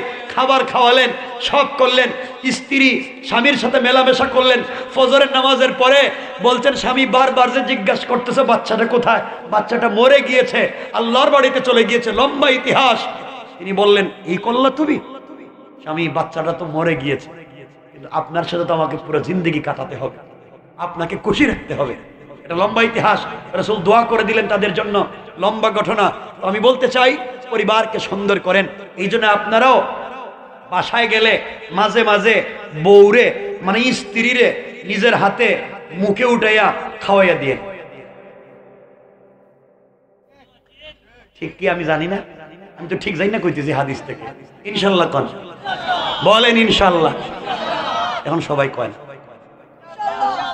বলছি মাঝে মাঝে বাসায় গেলে স্ত্রীরে মুখে উঠায় খাওয়াইয়া দিয়ে। বাচ্চারা কই ইনশাল্লাহ, এ তো বিয়ে করতে আরো 30 বছর বাকি, হে এখন ইনশাল্লাহ কই। যারা করছে হেরা কয় না, স্ত্রীরে খাওয়াবেন তো? আরে আমার রাসূল, আমাদের কলিজার টুকরা মা আম্মা জান আয়েশা বলেন, আমি রাসূলের ঘরে আসার পরে, শোনেন, আমার দিকে তাকান, শোনেন, আমি রাসূলের ঘরে আসার পরে আমার মনে হয় না কোনোদিন আমার হাত দিয়ে খাবার খেয়েছি। পুরা জিন্দেগি রাসূল আমাকে খাইয়ে দিয়েছেন, আর আমি রাসূলকে খাইয়ে দিয়েছি। পড়েন না সুবহানাল্লাহ। আম্মা জান আয়েশা বলেন, শুধু তা না, আমরা ঘরে 2 জন মানুষ, স্বামী স্ত্রী, আমাদের ঘরে গ্লাস একটা, প্লেট একটা, কম্বল একটা, বালিশ একটা, মানুষ দুইজন, অর্থ হলে এক গ্লাসে পানি পান করি, এক প্লেটে খাবার খাই, এক বালিশে ঘুমাই, এক কম্বলের নিচে শুয়ে থাকি। কেমন ভালোবাসা ছিল। আম্মাজান আয়েশা বলেন রসুল মাঝে মাঝে আমারে কুলে করে উঠাইয়া ঘুম পড়াইয়া দিতেন। আম্মাজান আয়েশা বলেন রসুল মাঝে মাঝে ঘরে আইসা আমাকে বসাইয়া, আমি তো ছোট মানুষ, কাপড় পরতে পারতাম না, রসুল আমাকে কাপড় পরাইয়া দিতেন। মাঝে মাঝে আমার চুলে তেল দিয়া চুলগুলাকে চিরুনি দিয়ে আছড়াইয়া চুলগুলা নিজের হাতে বেনি করে দিতেন। সুবহানাল্লাহ জোরে বলেন। রসুল পারতেন, তাহলে আপনার সমস্যা কি? রসুল পৃথিবীর এত কাজ কাম করে, এত দাওয়াত দিয়ে, এত মারামারি খাইয়া ঘরে আইসা যদি স্ত্রীর সাথে এমন আচরণ করতে পারেন, আপনি পারেন না কেন? আপনি কি এর আশেখ রসুল? ইনশাল্লাহ বলেন। স্ত্রীরে মাঝে মাঝে খাওয়াবেন তো? মুখে উঠাইয়া? মুরব্বীর আমার চেহারার দিকে তাকে হাসতেছে, করে বাবা খাওয়াইতাম বউরে, ও যদি কই বিষ খাওয়াই মাইরে ফেলে আরেক বিয়া করতেছে মনে হয়। খাওয়াইবেন, কোন খাওয়াইবেন? ইনশাল্লাহ বলেন না, সবাই বলো না ইনশাল্লাহ। আওয়াজে মনে হইতেছে, আমার আওয়াজে মনে হইতেছে নে কদমাটা বিনয় শ্রীর মুসলমানেরা বউরে খাওয়াইতে পারবো, আমার মনে হইতেছে। এরা তো দেখতেই পারে না বউ, খাওয়াবেন তো আজকে থেকে? না, আওয়াজে মনে হইতেছে, আমার আওয়াজে আপনাদের আওয়াজের ভয় হইতেছে, সন্দেহ হইতেছে। আমার সন্দেহ হচ্ছে এই এলাকার মুসলমানেরা নিজের স্ত্রীরে ভালোবেসে মুখে উঠে খাওয়াইতে পারবে না, তারা ভালোবেসে আদর করে মোহব্বত করে মুখে উঠাইয়া খাওয়াইতে পারবে পাশের বাড়ির ভাবিরে, ঠিক কিনা? ঠিক কইছে কাটারি? আগে বউরে খাওয়াইবার কথা কইলাম, কিছু কইলো না, মানে আরেক বেচারার বউরে খাওয়াইতে কই ঠিক। তোমাদের বউ পিড়াইবো না, কি করব? বিয়া করছে একটারে খাওয়াইবা একটারে, এরা কি হয়ে গেল বুঝতে পারলাম, এরা নিজেরাই কি হয়েছে বুঝতেছি। আল্লাহ রে, এদের ঘরে বউ আছে কেমনি হেঁটেই তো বুঝতেছি। শোনেন, আল্লাহর ওয়াস্তে এগুলো করতে যাইয়েন না। আল্লাহ আমাদের পরিবারকে সুন্দর করুক, সকলে পড়ে না আমিন ইনশাল্লাহ। মাঝে মাঝে না, লম্বা হয়ে যায় বলতে চাই না, মাঝে মাঝে, আরে শোনেন বলেন, আমি তো বলতেছি সংক্ষেপ। মাঝে মাঝে বাসায় গেলে স্ত্রীর মুখে হাতে পায় মাঝে মাঝে মেহেদি লাগাইয়া দিই, কালারিং পার্লারিং বিউটিফাই, ওকে ঠিক আছে না? মুরব্বীরা কইতেছে হেডা আবার কোন হাদিসে? আরে বাবা, হাদিস সামাইলে তিরমিজিতে এখন বাংলা পাওয়া যায়, আগে তো বাংলা ছিলই না, তো বাংলা বাংলা আছে, খুলে দেখেন না। মাঝে মাঝে সুন্দর করে দিবেন ইনশাল্লাহ। দরকার হইলে চুল, স্ত্রীর চুলরেও কালারিং করে দিয়ে।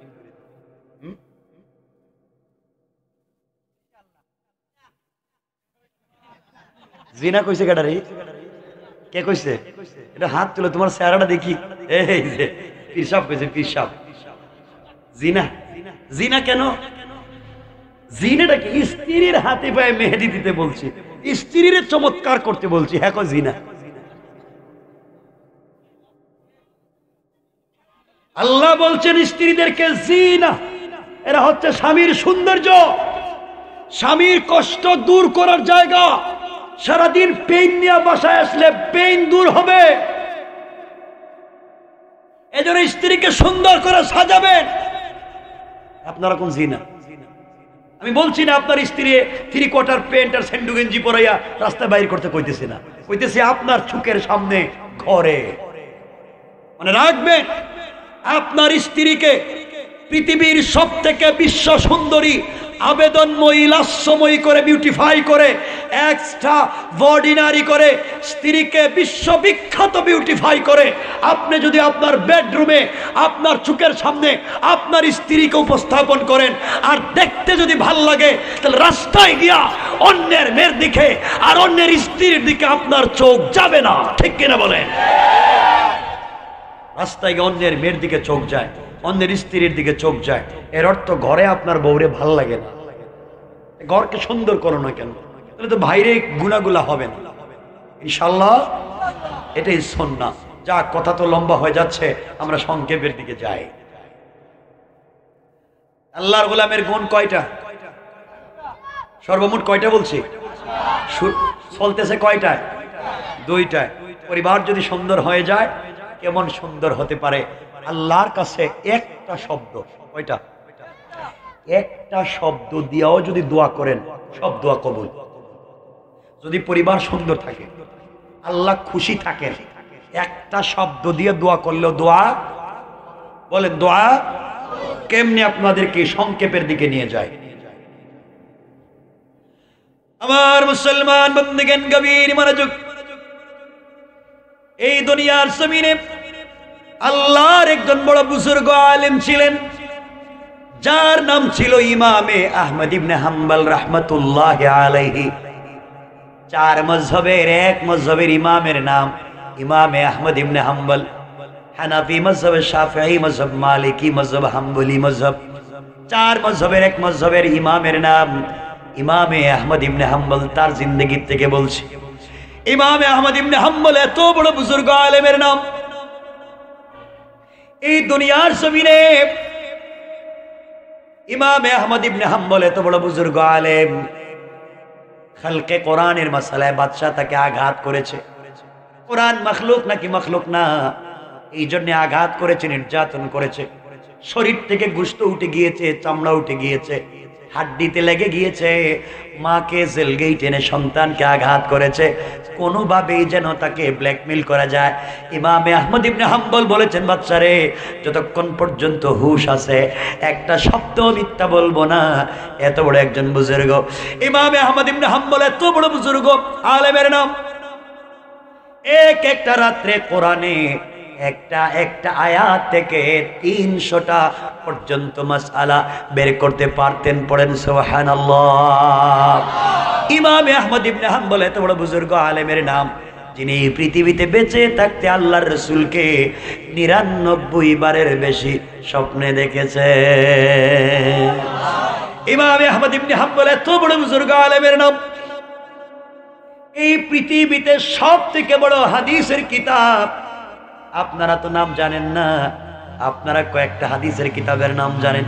পৃথিবীর সব থেকে বড় হাদিসের কিতাব যেগুলা, ওগুলার মধ্যে একটা বড় হাদিসের কিতাব যার নাম মুসনাদে ইমামে আহমদ ইবনে হাম্বল, যার ভিতরে 40,000-এর বেশি হাদিস আছে। এই কিতাবটাও সংকলন করেছেন ইমামে আহমদ ইবনে হাম্বল। পড়েন সুবহানাল্লাহ। ইমামে আহমদ ইবনে হাম্বল এত বড় বুজুর্গ আলেমের নাম, যার সিনার ভিতরে আল্লাহ তাআলা 10 লক্ষের মতো হাদিসকে হিফাজত করেছেন। পড়েন সুবহানাল্লাহ। একটা শব্দের আমল বলে দিচ্ছি, হয়তো তোমার আমার লাইফের কামিয়াবি হয়ে যাবে। এই ইমামে আহমদ ইবনে হাম্বল রাহমাতুল্লাহি আলাইহি দ্বীনের দাওয়াত দেওয়ার জন্য প্রতিদিন ঘর থেকে বের হতেন। একদিন সকালবেলা ঠান্ডা দিনে দ্বীনের দাওয়াত দেওয়ার জন্য, কোরআন সুন্নাহর দাওয়াত দেওয়ার জন্য, হাদিস সংগ্রহ করবার জন্য ঘর থেকে বের হলেন। লম্বা সফর করলেন বুড়া মানুষ, কনকনে শীতের দিন। সফর করে করে নিজের এলাকা ছেড়ে দিয়া অনেক দূর পর্যন্ত পৌঁছে গেলেন। এত দূর পর্যন্ত গিয়েছেন, মাগরিবের আজান হয়ে যায়। এই মুহূর্তে যদি তিনি আবার সফর করে নিজের গ্রামে আসতে চান, আর আসতে পারবেন না। সন্ধ্যা হয়ে গিয়েছে, বৃদ্ধ মানুষ লাঠিতে ভর দিয়ে হাঁটেন, ঠান্ডার কোনো কাপড় নাই, কনকনে শীত পড়েছে, রিমঝিম বাতাস, কুয়াশা, অন্ধকার হয়ে গিয়েছে। চিন্তা করলেন এই মুহূর্তে ঠান্ডার মধ্যে যদি সফর করে নিজের গ্রামে যেতে চাই, অন্ধকার রাত্রে হয়তো কোথায় মরে পড়ে থাকবো, কেউ দেখবে না। এর চাইতে আমি যে এলাকায় পৌঁছে গেছি, এলাকার কেউ আমাকে চিনে না, এলাকার কোন মসজিদে রাত্র কাটাইয়া দেই, এলাকার কোন মসজিদে থেকে যাই, সকাল হয়ে গেলে চলে যাব। এই সিদ্ধান্ত নিয়ে ইমামে আহমদ ইবনে হাম্বল রাহমাতুল্লাহি আলাইহি পাশের একটা মসজিদে চলে গেলেন মাগরিবের সালাত আদায় করতে। মাগরিবের সালাত মসজিদে আদায় করলেন। সিদ্ধান্ত নিলেন ঈশা পর্যন্ত ওই মসজিদে জিকির করে কাটাইয়া দিবেন। ঈশার সময় হয়ে গিয়েছে, মসজিদে ঈশার সালাত তিনি আদায় করলেন। ঈশার সালাত আদায় করে সিদ্ধান্ত নিলেন ফজর পর্যন্ত মসজিদে কাটাইয়া দিবেন। ফজরের সালাত করে সূর্য যখন উদিত হবে, একটু কুয়াশা কেটে যাবে, ওই সময় সফর করে আবার তিনি নিজের গ্রামের দিকে পৌঁছে যাবেন। লম্বা ঘটনা সংক্ষেপ করে বলে দিই, ইশার সালাত করে সকল মুসল্লিরা চলে গিয়েছে। ইমাম আহমদ ইবনে হাম্বল রাহমাতুল্লাহি আলাইহি মসজিদের কর্নারে ইবাদতে লেগে গেলেন। গভীর রাত্র হয়ে যাচ্ছে, মসজিদ থেকে চলে যাচ্ছেন না। মসজিদের মুসল্লি, মসজিদের স্টাফ অথবা মসজিদ কমিটির কেউ এসে বলছে, আঙ্কেল আপনাকে চিনলাম না।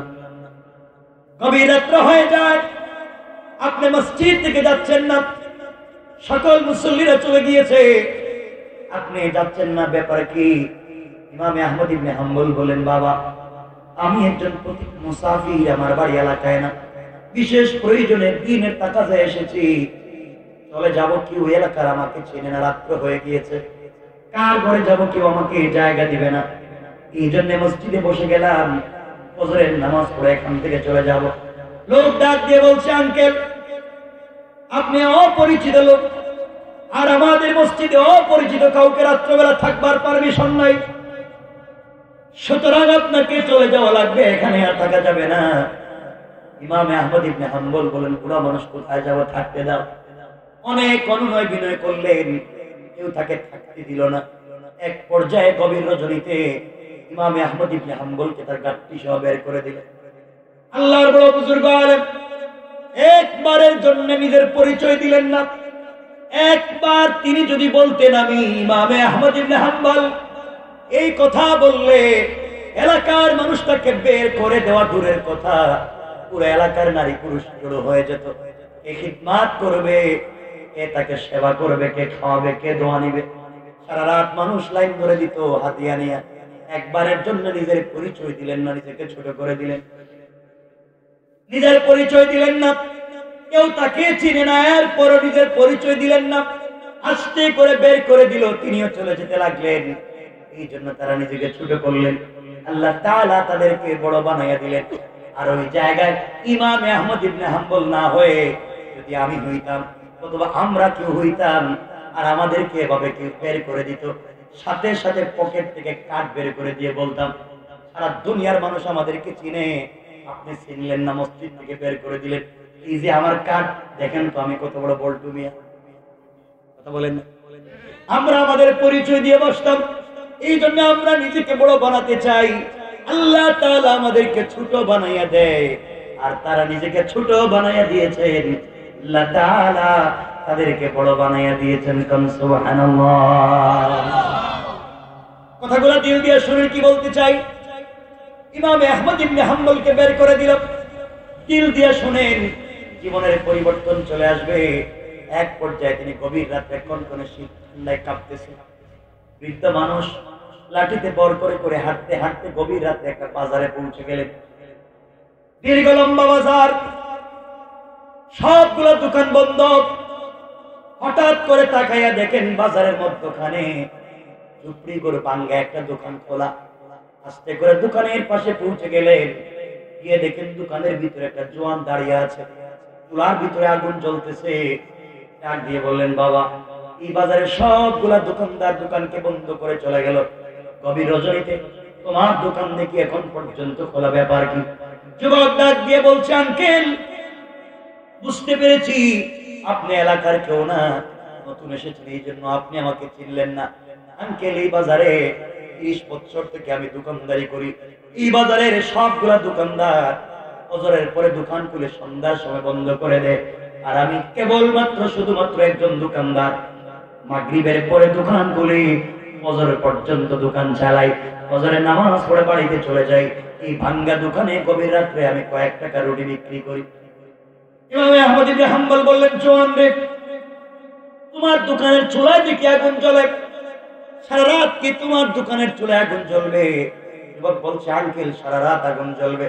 ইমাম আহমদ ইবনে হাম্বল বলছেন, যুবক রে, আমি কি তোমার দোকানের বাহিরের সামনে দাঁড়িয়ে দাঁড়িয়ে তোমার দোকানের চুলার থেকে শরীরে তাপ লাগাতে পারবো, আগুন পোহাতে পারবো, এর মাধ্যমে আমার শরীর থেকে কিছু ঠান্ডা কমে যাবে, তুমি কি সুযোগ দিবা?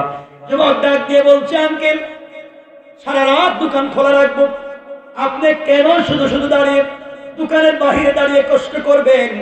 আপনার কষ্ট করবার কোনো দরকার নাই, আপনি আমার দোকানের ভিতরে আসেন, ফজর পর্যন্ত আমি দোকান খুলে রাখবো, আপনিও থাকবেন, আমি যখন চলে যাব আপনিও চলে যাবেন। এই বলে ইমাম আহমদ ইবনে হাম্বলকে যুবকটা দোকানের ভিতরে ঢুকায়া দিল। ইমাম আহমদ ইবনে হাম্বল রাহমাতুল্লাহি আলাইহি দোকানের ভিতরে প্রবেশ করে আর নিজেকে সামলিয়ে রাখতে পারলেন না, আর নিজেকে সহ্য করতে পারলেন না, আর নিজেকে আর অবুঝ মনকে বুঝ দিতে পারলেন না। দোকানের ভিতরে গিয়ে দেখেন যুবকটা দোকানের ভিতরে রুটি বানাবার জন্য যখন খামির বানায়, রুটি বানাবার জন্য আটা দিয়া ময়দা দিয়া যুবক যখন খামির বানায়, যুবক তখন তার জবান একটা শব্দ পড়ে আস্তাগফিরুল্লাহ, একটা শব্দ আস্তাগফিরুল্লাহ। যুবক যখন কমপ্লিট রুটি তৈরি করে আবার পড়ে আস্তাগফিরুল্লাহ, রুটি তৈরি হয়ে গেলে চুলার ভিতরে দেয়, আবার যুবক পড়ে আস্তাগফিরুল্লাহ, রুটি কমপ্লিট হয়ে গেলে নির্ধারিত জায়গায় রেখে আবার পড়ে আস্তাগফিরুল্লাহ। কেউ যখন তার কাছে রুটি কিনতে আসে হাতে রুটি দিয়ে আবার পড়ে আস্তাগফিরুল্লাহ, পয়সা হাতে নিয়ে আবার পড়ে আস্তাগফিরুল্লাহ। এইভাবে আর কোনো কথাই বলে না, একটা শব্দ শুধু আস্তাগফিরুল্লাহ আস্তাগফিরুল্লাহ বলার কোনো কথাই নাই। দিল দিয়া শোনো, হয়তো জীবনের কামিয়াবি চলে আসবে। ইমাম আহমদ ইবনে হাম্বল ডাক দিয়ে বলছেন, যুবকরে এই বাজারে কত কিছু দেখলাম, জীবনে কত কত কাহিনী কত কৌতুক দেখলাম, যুবকরে শুধু আস্তাগফিরুল্লাহ আস্তাগফিরুল্লাহ বলো, কারণ কি আর কোনো কথা বলো না। যুবক বলছে, আঙ্কেল আস্তাগফিরুল্লাহ বলবার পিছনে অনেকগুলা কারণ আছে, আপনি অপরিচিত, আপনাকে কেমনে বলবো। যুবক চিনে না, ইমাম আহমদ ইবনে হাম্বল নিজের পরিচয় দেন না। এক পর্যায়ে যুবক বলছে, আঙ্কেল আমার বয়স এখন 50 বছর, 30 বছর থেকে এখানে দোকানদারি করি, 20 বছর বয়সে দোকানদারি শুরু করেছিলাম। আমি যখন রুটি বানায়া বিক্রি করি, গভীর রজনীতে যুক্তিগর ভাঙ্গা দোকানে রুটি বিক্রি করি, কয়েকজন কাস্টমার রাত্রবেলায় সে রুটিগুলা নিয়ে যায়। আঙ্কেল এই জন্য আস্তাগফিরুল্লাহ পড়ি, আমি হাত দিয়ে নিজের হাত দিয়ে রুটি বানাই, সবগুলা রুটি সমান করে বানাতে পারি না, কোন রুটি হালকা বড় হয়ে যায়, কোনটা হালকা ছোট হয়ে যায়, কোনটা হালকা পাতলা হয়ে যায়, কোনটা হালকা ভারী হয়ে যায়, কোনটা কাঁচা থেকে যায়, কোনটা শুকায়া যায়, কোনটা আটা ময়দা বেশি পড়ে যায়, কোনটা কম পড়ে যায়। এই যে আমার অনিচ্ছা সত্ত্বে একটা ভুল হয়ে গেল, আমি সবার কাছ থেকে পয়সা কিন্তু সমান নেই, সবার কাছ থেকে টাকা কিন্তু সমান নেই, সবাইকে সার্ভিস সমান দিতে পারি না, কারণ হাত দিয়ে রুটি বানাতে গেলে সমান হয় না। এই বাজারে যারা চায়ের দোকানদারি করে, রেস্টুরেন্ট ব্যবসা করো, রুটি বানাও পরোটা বানাও, কথাগুলো দিল দিয়ে শোনো। যুবক ডাক দিয়ে বলছে, আঙ্কেল এই জন্য আমি আস্তাগফিরুল্লাহ পড়ে যাই, অনিচ্ছা সত্ত্বে যে আমার ভুল হয়ে গিয়েছে, আমার ভুল যেন আল্লাহ ক্ষমা করে দেয়। আমি যে ভুল করে ফেললাম, সবাইকে সমান করে দিতে পারলাম না, পয়সা সমান নিলাম, আমানতদারি রক্ষা করতে পারলাম না, এই জন্য আস্তাগফিরুল্লাহ বলে যাই, আল্লাহ তাআলা যেন আমাকে ক্ষমা করে দেয়। ইমাম আহমদ ইবনে হাম্বল বললেন, জওয়ান রে, এই একটা কাজের জন্য তুমি দীর্ঘ 30 বছর থেকে আস্তাগফিরুল্লাহ পড়ো, কারণটা পরিষ্কার করে বলো। এবং বন্ধুগণ, আপনিও বাজারে চার দোকানদারি করেন, আপনার চায়ের কাপে সবার কাছ থেকে সমান করে পয়সা নেন, কিন্তু সবার জন্য চা সমান করে দিতে পারেন না। কারোর জন্য চা কমে যায়, কারোর জন্য বেড়ে যায়, কারো চায়ে চিনি কম হয়ে যায়, কারো চায়ে চিনি বেশি হয়ে যায়, কারোটায় দুধ কম হয়ে যায়, পাতলা হয়ে যায়, কারোটা ভারী হয়ে যায়। আপনি পরোটা বানান, কারো পরোটা বড় হয়ে যায়, কারো পরোটা ছোট হয়ে যায়, কারো পরোটায় তেল বেশি পড়ে যায়, কারোটা বাজা বেশি হয়ে যায়, কারোটা কম হয়ে যায়। আপনি কিন্তু পয়সা সমান নিচ্ছেন। রাসূল বলেছেন, লা ঈমান লিমান লা আমানাত লা, যে আমানত রক্ষা করতে পারলো না তার কোনো ঈমান নাই। আপনি আল্লাহকে ওয়াদা দিয়েছিলেন আমানত রক্ষা করবেন, রাসূল বলছেন ওয়ালা দিনা লিমান লা আহদা লা, যারা ওয়াদা দিয়ে ওয়াদা রক্ষা করে না তাদের কোনো ধর্ম নাই। সুতরাং আপনি যদি ঠিক রাখতে না পারেন, আল্লাহর আদালতে আপনাকে জবাবদিহি করা লাগবে। আপনি সবাইকে ঝুল সমান করে দিতে পারেন না, রুটি সমান করে দিতে পারেন না। আমার বন্ধুগণ, কথাগুলো দিয়ে দিয়ে শোনো। যুবক বলছে, আঙ্কেল এই জন্য আমি পড়ে যাই। ইমাম আহমদ ইবনে হাম্বল বলছেন, যুবককে বলো না এই 30 বছর থেকে একটা শব্দ আস্তাগফিরুল্লাহ আস্তাগফিরুল্লাহ বলে বিনিময়ে তুমি কি পাইছো, আমি তোমার কাছ থেকে জানতে চাই। এবার যুবক দাঁড়িয়ে গিয়েছে, চোখের পানি ছেড়ে দিয়েছে আর ডাক দিয়ে বলছে, আঙ্কেল আমি এই 30 বছরের জিন্দগিতে যা পেয়েছি আস্তাগফিরুল্লাহ পড়ে আমার মন বলে এই পৃথিবীর কোনো মানুষ তা পায় না। আল্লাহু আকবার জোরে বলে। একটা হয়ে যাচ্ছে, একটা হয়েই গেছে, আমার অনেক কষ্ট হচ্ছে, আমি চাচ্ছি রেখে দিতে, লম্বা হয়ে যেতেছে।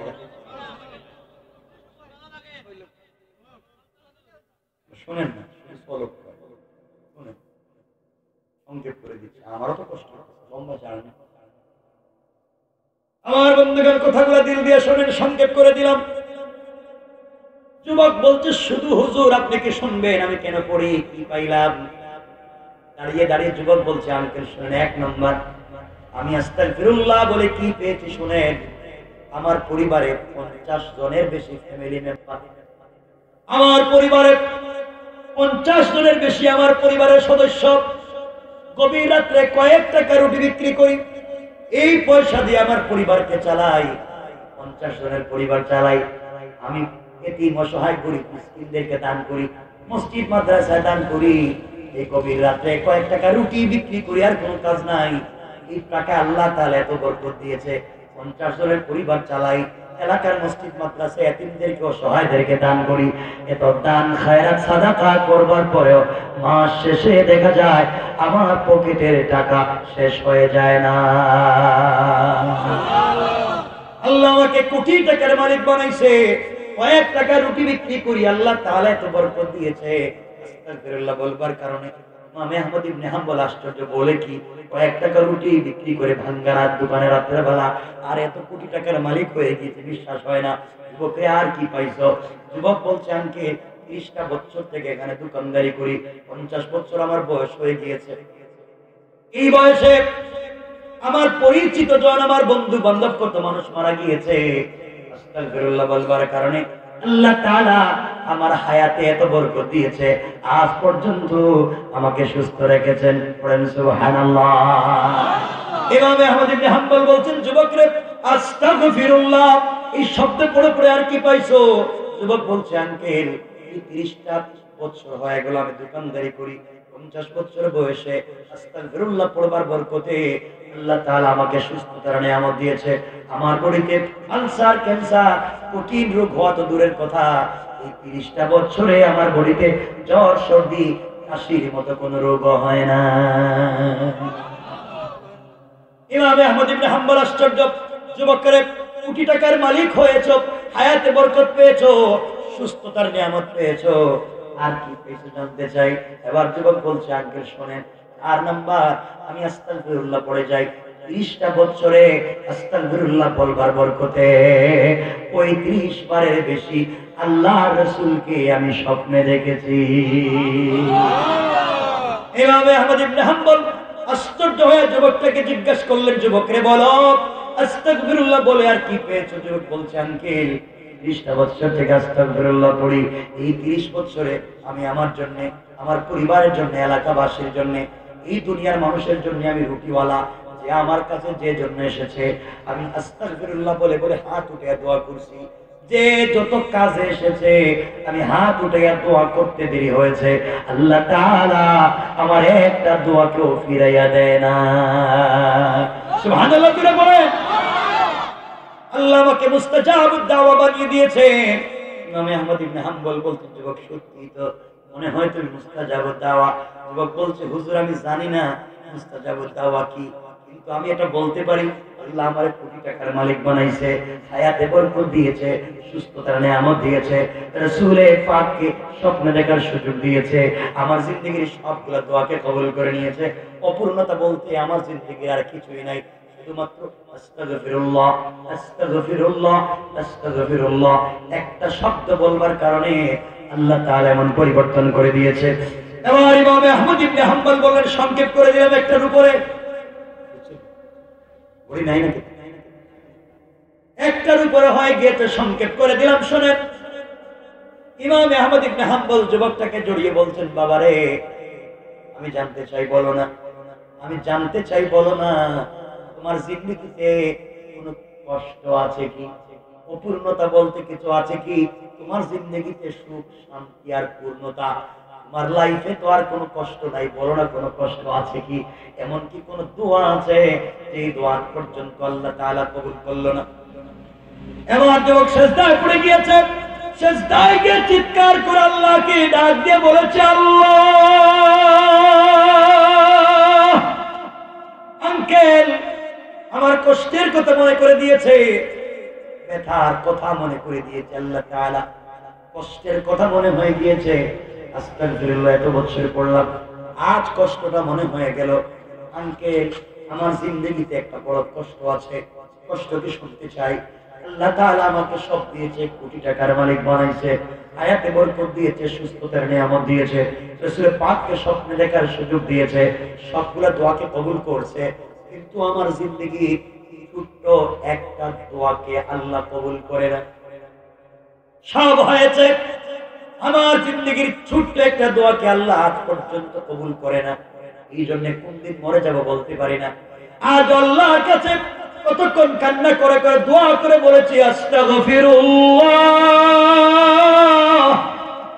আল্লাহর কাছে বলেছি, আল্লাহ তাআলা জিন্দেগির সব দোয়াকে তুমি কবুল করেছো, কেন কি হইল আমার ছোট্ট দোয়াটাকে কবুল করো না? আহমদ ইবনে হাম্বল বলছেন, বলো না কি দোয়া? যুবক বলছে, আঙ্কেল আমি শুনছি এই পৃথিবী এই জামানার সবথেকে বড় আলেমের নাম হলো ইমামে আহমদ ইবনে হাম্বল। আল্লাহর কাছে 30 বছর থেকে বলতেছি, আল্লাহ তাআলা কোটি টাকার মালিক বানাইছো, হায়াতে বরকত দিয়েছো, সুস্থতার নিয়ামত দিয়েছো, রাসূল পাককে স্বপ্নে দেখাইছো, একটা ছোট্ট দোয়া ইমামে আহমদ ইবনে হাম্বলকে দেখতে চাই, মন ভরে সব করে দেখতে চাই, দোয়া নিতে চাই। ও আঙ্কেল সব দোয়া করি, কেন জানি এই দোয়া কবুল হয় না। আল্লাহু আকবার। ইমামে আহমদ ইবনে হাম্বল দাঁড়িয়ে আছেন, আর নিজেকে সামলিয়ে রাখতে পারলেন না। যুবক কি বলতে চায়, কি বলে, আমি তো সামনে দাঁড়ায় আছি। যুবক বলছে, আঙ্কেল সব কবুল হলো, ইমামে আহমদ ইবনে হাম্বলকে দেখবার স্বপ্ন কবুল হলো না। না জানি আজ না হয় কাল আমি মরে যাব, কেন জানি ইমামে আহমদ ইবনে হাম্বলকে আল্লাহ দেখায় না। এই জন্য মনে বড় ব্যথা থেকে গেল, আমল করলে দেখবো তাও জানি না। ইমামে আহমদ ইবনে হাম্বল এবার আর সহ্য করতে পারলেন না, যুবকটাকে দাঁড়িয়ে বলতেন, যুবক রে, আল্লাহ তাআলা ইমামে আহমদ ইবনে হাম্বলকে আজকে ঘর থেকে বের করে সারাদিন সফর করাইয়া একটা মসজিদে মাগরিবের সালাত পড়াইয়া, ওই মসজিদে ইশার সালাত পড়াইয়া ইমামে আহমদ ইবনে হাম্বল সিদ্ধান্ত নিয়েছেন এই মসজিদে তিনি ফজরের সালাত পড়বেন। আল্লাহ তাআলা তাকে বের করে সারা রাত হাঁটাইয়া হাঁটাইয়া তোমার বাজারে আইনা তোমার দোকানের সামনে একটু আগে দাঁড় করাইয়া এই মুহূর্তে তোমার দোকানের ভিতরে দাঁড়াইয়া আজ এই মুরব্বী বুড়া লোকটা তোমার সঙ্গে কথা বলে, রে আমি আর কেউ না, আমি হলাম সেই তোমার দোয়ায় পাওয়া ইমামে আহমদ ইবনে হাম্বল। আল্লাহু আকবার। আল্লাহ তোমার সব দোয়াকে কবুল করে নিয়েছে। যুবক রে, আর তোমাকে বলতে চাই, এখানে আরো অনেক লম্বা কথা যুবক বলতে চাই। আল্লাহ রাসূল আরো বলেছেন, কেউ যদি আস্তাগফিরুল্লাহ প্রতিদিন পড়তেই থাকে কিয়ামতের দিনে রাসূল পাক নিজে তাকে হাউজে কাউসারের পানি পান করায়া রাসূল যখন জান্নাতে যাবে, ইস্তেগফারকারীও তার সাথে জান্নাতে চলে যাবে। আল্লাহু আকবার। আরো লম্বা। এবং যুবকের সাথে ইমামে আহমদ ইবনে হাম্বলের কথা হলো, নিজের পরিচয় দিলেন, সত্য কি সে চিনলো কিনা, কেমনে চিনলো, এরপরে কি হলো, তিনি কেমনে বাড়িতে গেলেন, যুবকের কাছ থেকে কেমনে বিদায় নিলেন, সব রাইখা দিলাম। রাত্র সোয়া একটার উপরে হয়ে গিয়েছে। এতক্ষণ কথা বলছি, আপনাদেরকে গুণ বলার কথা ছিল কয়টা, আমরা কয় নম্বরে আছি, এখানে থাকলো। ونعوذ بالله من شرور أنفسنا ومن سيئات أعمالنا من يهده الله فلا مضل له ومن يضلله فلا هادي له ونشهد أن لا إله إلا الله حي القيوم الذي لا تأخذه سنة ولا نوم ونشهد أن سيدنا وسندنا وحبيب ربنا وطبيبنا وطبيب قلوبنا ومولانا محمدا عبد الله ورسوله الذي أرسل إلى الناس كافة بشيرا ونذيرا وداعيا إلى الله بإذنه وسراجا وقمرا منيرا أما بعد فقد قال الله تعالى في كلامه المجيد وفي فرقانه الحميد أعوذ بالله من الشيطان الرجيم بسم الله الرحمن الرحيم والذين يقولون ربنا اصرف عنا عذاب جهنم إن عذابها كان غراما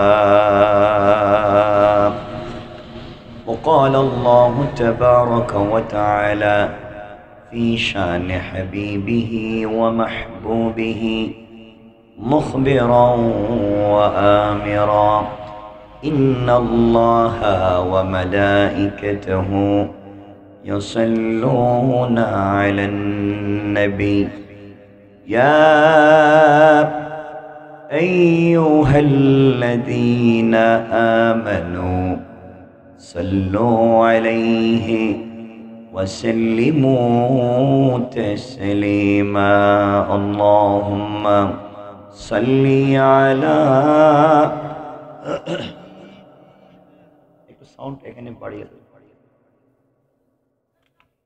وعلى آل سيدنا مولانا محمد اللهم صل على